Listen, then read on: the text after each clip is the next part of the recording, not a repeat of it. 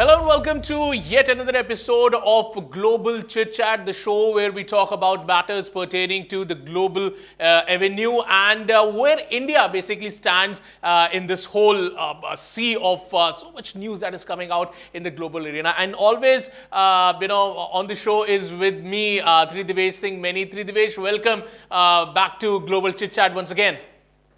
Thank you very much. My pleasure.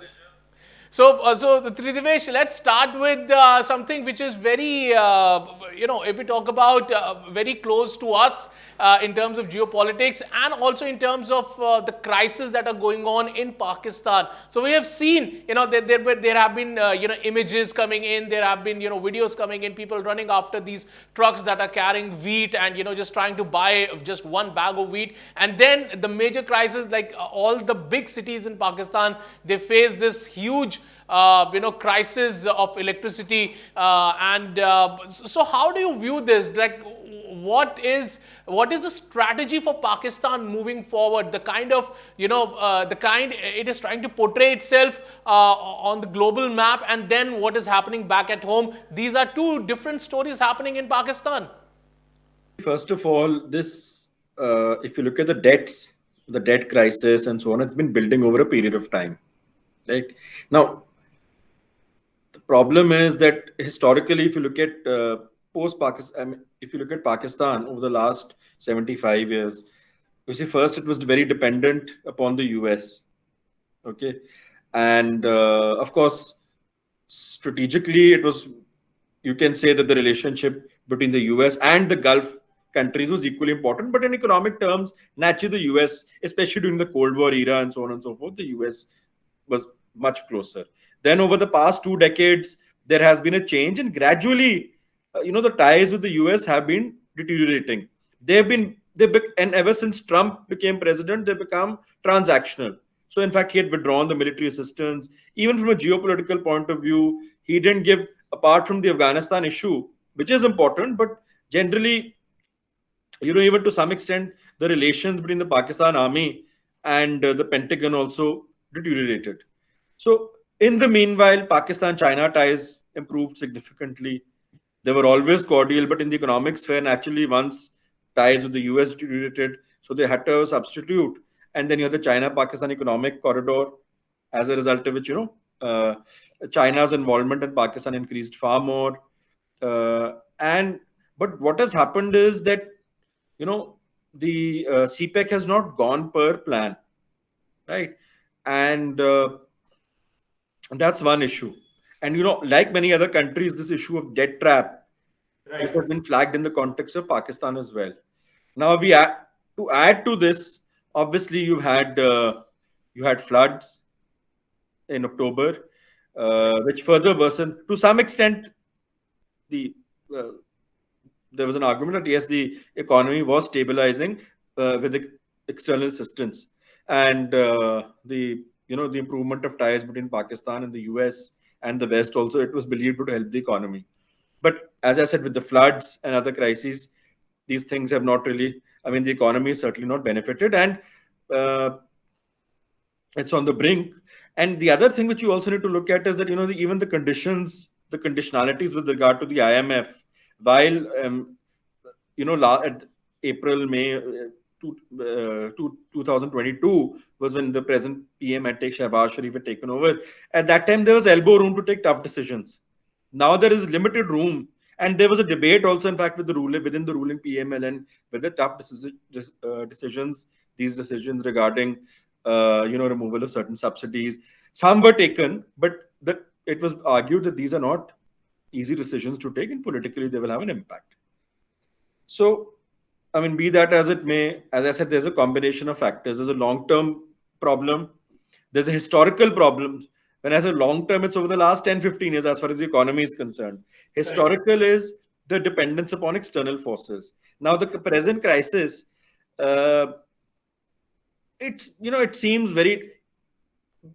bleak, but with external assistance and with the US stepping in, with international organizations, some of the Gulf countries, I think obviously, this whole thing that Pakistan, every time, some commentators also, they're extreme views about the economy, but as I said, with a lot of hand holding internationally from international community, from other countries, they will make it to some extent. That's one issue. But Tridivesh, I just want to ask you one question over here. So all of these aids that are coming to Pakistan, right? So all of these countries, they're not just giving the aid on a film and fancy. They want something out of Pakistan to some extent. So in the longer run, to sustain a country like Pakistan, which has been embroiled in so many different terror activities also. There have been a lot of allegations on the global platform by India, and to some extent now even the West is to some extent trying to dictate Pakistan that you need to stop these terror camps that are operating on your land, so that you can move towards into developing the country. So how difficult it is for Pakistan right now, first of all, to take itself out of the debt that it is, like the debts are piling on day by day on Pakistan, and then revive its economy, which is unfortunately not booming at all. If we talk in terms of India, or even in Bangladesh also, there has been a lot of improvement in economy under Sheikh Hasina. But when we come to Pakistan, the situation remains very grim over there. Bangladesh, you mentioned Bangladesh.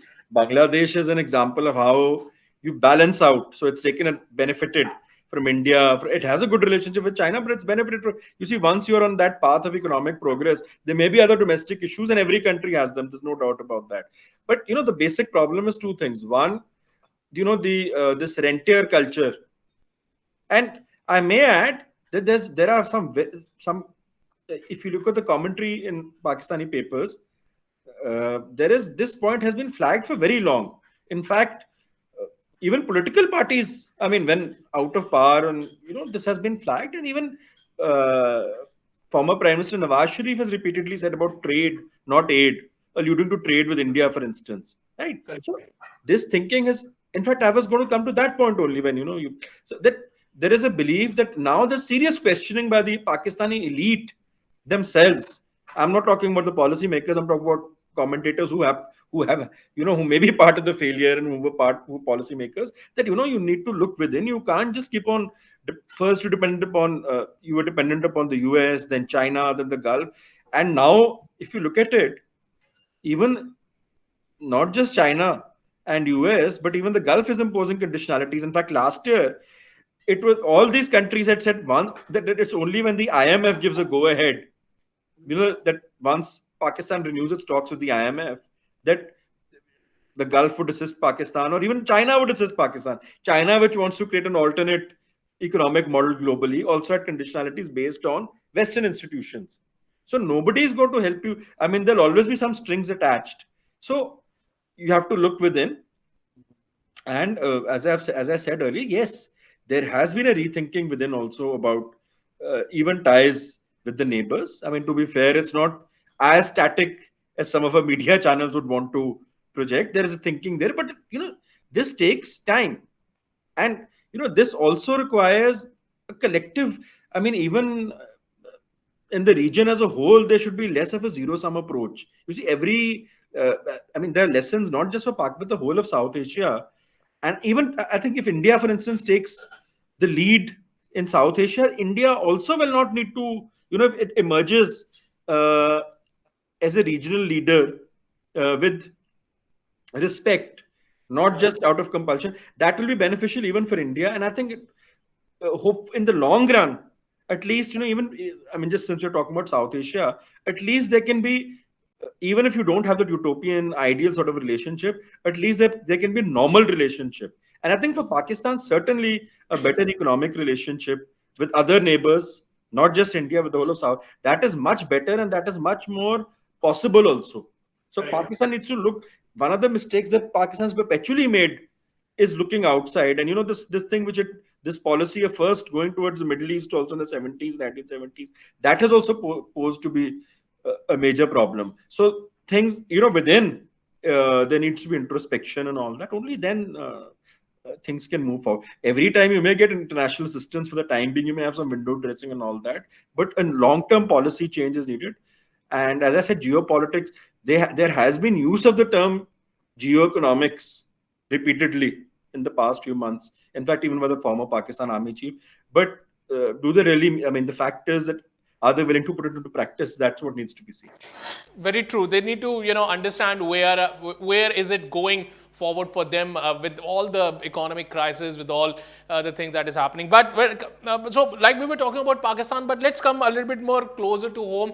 And although there has been not too much of news about it, but yes, a proud moment for India also, as we are conducting the Hockey World Cup in Odisha, and the kudos to the Chief Minister of Odisha, who has basically just made a utopia of sports, especially for hockey. World class hockey turfs were made, and world class systems were put in for this world tournament, and unfortunately not many of the coverage was given to it. So how do you view this, that is India now moving its focus away from cricket and to some other sports, like if we talk about even about badminton, to boxing also, and javelin, thanks to Neeraj Chopra winning the gold medal there in the Olympics, and now this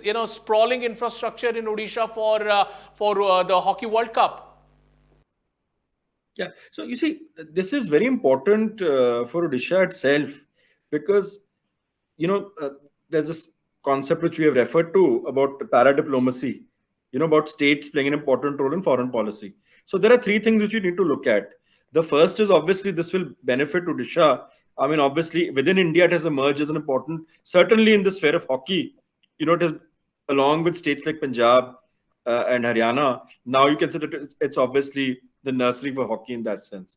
And it's also emerging as important hockey center, in the sense that there have been numerous, not just the current men's World Cup, but other events as well. And Odisha was the sponsor of the Indian hockey team since it's been the sponsor since 2018, I think, if I'm not mistaken. It's the only state, I think, which has hosted the Hockey World Cup twice in a row, right? So these are achievements. Now, but in the international perspective also, provinces and states often project themselves, either it's only the economy or it's tourism. Now, what Odisha is doing, it's very fascinating. It has lost out a bit in recent years. Tourism had picked up, but it has lost out post-COVID. There are, right, in terms of tourism, but it's trying to emerge as an important international sporting destination and promoting what is called sports tourism. Right. So where you have big ticket sports events, you have people coming all over, then that highlights Odisha not just within India, but even outside. And in other countries like in Australia or in China or in the US, states are also important. I mean, one is diplomacy, but they use sports, not just economy. We talk about, see, one thing is foreign direct investment, industrialization, all that. That all is okay. But there are other ways also. Every state has to play to its strengths. So that way, Odisha, this is fascinating. And sports is an important component of soft power. Right. So I think this is very, if it can do well in sports tourism, and 2023, as we've discussed earlier, also is the year that India is also sort of going to declare this as the visit India year because of the G20.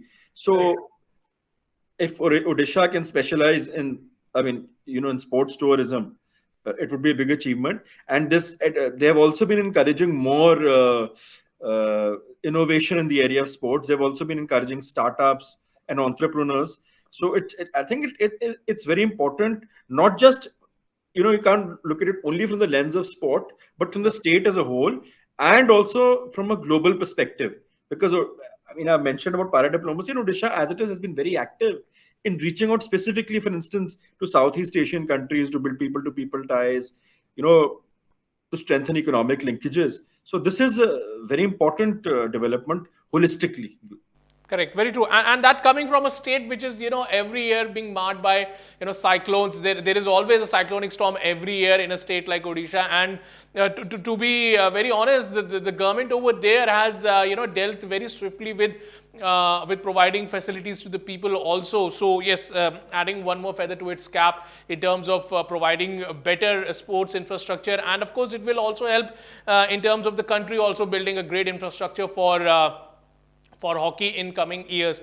And one more thing that I want to touch upon today is the kind of the employment that is happening for India. If we talk about India, so the kind of employment that Indians are taking in the Western countries, and now we are seeing this massive layoffs happening, baby, in the big companies. If we talk about Microsoft, Google, not yet till Facebook, but Twitter also, trying to cut down its people, and most of these people, Indians who have actually went to these Western countries and get their visas and are not able to now find employment for themselves. So how do you view this? That where would these talented Indians who have went to the US, to the Western countries to seek employment, where would they come next? Would they try to find employment for themselves there itself, or is there any other alternative for them?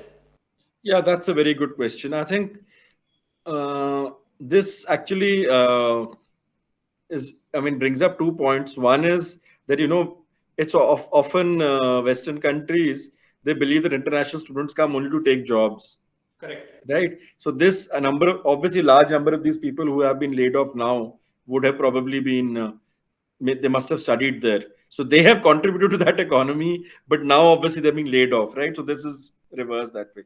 So I think there are a few things. One, obviously, the startup sector over here and entrepreneurship within India and other developing countries, obviously, there is a bit of a shift from China. So that is an opportunity, and some individuals are willing to take risks, would seek to harness the economic opportunities which are available here. Which in which there is continuity. These are not linked to any unless there is some major disruption or whatever. These things stay. The other is that, as I said, I think it's important. I mean, for instance,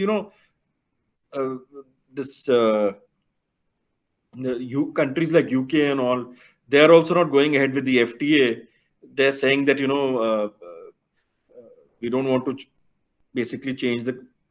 You see, there's a clause within the FTA regarding the increasing the number of work visas and also allowing temporary workers. So UK is not willing to give the same facility to Indians as it is. It has a different agreement with Australia, and they have cited the fact that most of the Indians, that many of them don't go back. They bring their dependents along, and so on and so forth. So I think it's important for the Western countries to realize that they benefit equally. There are a few individuals or whatever who would overstay, or who would, just because of them, to totally have such a rigid approach towards immigration is problematic.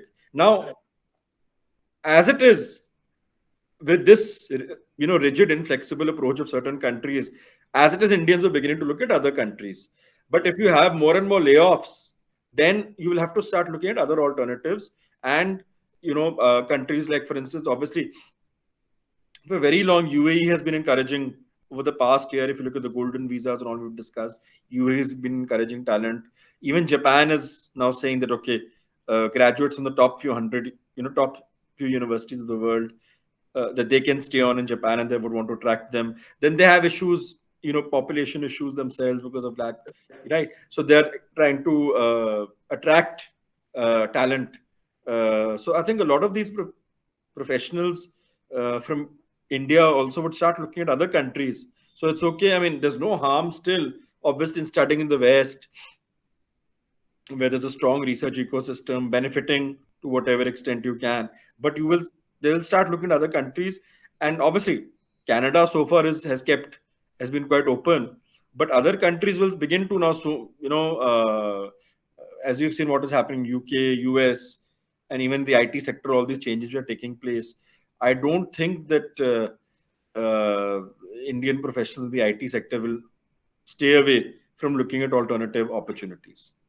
Correct. Very true, Drivesh, that, looking at alternative options is always a better idea. And especially as you put up that Japan, one point, they are inviting longer stays for people from top universities, and secondly, it itself is facing this massive decrease in its own population. And Fumio Kishida a few days ago said it has now actually reached to now or never kind of a situation in Japan as far as the population is concerned. So yes, they need to look at other places, and we have seen this. Some Nordic countries also have tried this thing. Try to give lucrative packages for people to come down and at least settle there, so that the population somehow could be revived. Do you think that Japan has reached that level that it will, provide some lucrative packages for the people to come down and at least settle in Japan, so that to some extent the population of the country starts to, see a rise? No, not quite, because the problem is that Japan is also conservative. Right. I'm not conservative, it's not a political statement. I'm generally saying as far as change is concerned. They're very conservative, right? It will do so incrementally, but I think as far as the opportunities are concerned, I mean, we know in the areas of technology and all, if we look at the workmanship, if we look at general sense of innovation, it's a perfect, it's a great ecosystem for anybody who's innovative. There is no doubt about that whatsoever. And in fact, just on another note, if you look at specifically in the context of India, one is a political relationship, obviously. Then of late, I mean, there are Indian students who go to Japan, and similarly Japanese students come here for exchanges. At a soft power level also, I mean, not just certain earlier it was obviously car brands and so on. Otherwise also Japanese brands are becoming very popular in India. So the Japanese soft power, specifically in the Indian context, could get a further boost if they try to attract talent from India. True. Well, on that note, thank you, Tridivesh, for joining me on Global Chit Chat and sharing your insight about these interesting topics. And hopefully, in terms of Pakistan that we discussed, we see that the approach for Pakistan changes in the coming days and in the coming years, and they realize that whatever they're getting as aids are something that the other countries will be looking to get something back from Pakistan in some state or another. Thank you very much. Thanks a lot.